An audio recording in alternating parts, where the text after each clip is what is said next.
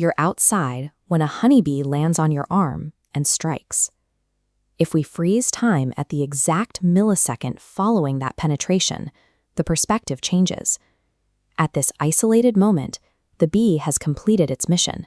It has deployed its primary defense to ward off a perceived threat. But the very success of that strike triggers an inescapable biological trap. With its venom delivered, the bee's instinct is to flee. It beats its wings with enough force to lift off and return to the hive. Instead, its upward momentum is halted instantly. The insect remains anchored to your skin. Despite its powerful aerodynamic lift, the bee is unable to detach from the microscopic puncture wound it just created. This immobility marks the onset of a fatal biomechanical malfunction. A medical needle is manufactured with a perfectly smooth surface to slide cleanly out of tissue. The honeybee's stinger follows a different architecture. In this cross-section, the shaft is lined with microscopic, backward-facing jagged barbs. As the stinger drives downward, human skin yields to the sharp angles.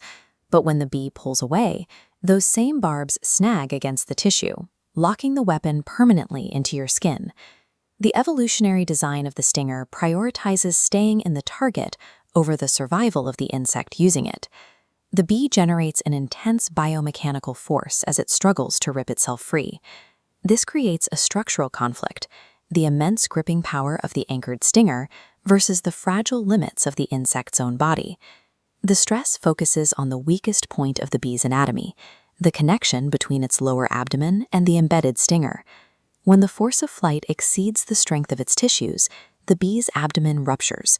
The bee finally detaches, but it leaves behind its stinger and a significant portion of its internal organs.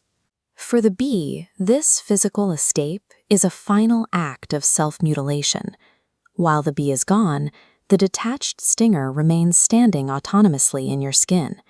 The venom sac and its controlling muscles are still attached to the top of the severed shaft.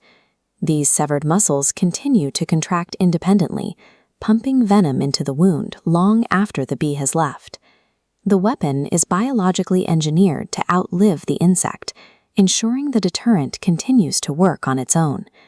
Now we follow the bee, which has successfully separated from its stinger. It is missing its lower digestive tract and several vital organs necessary for survival. Within a short time, its physiological systems will fail, leading to inevitable death.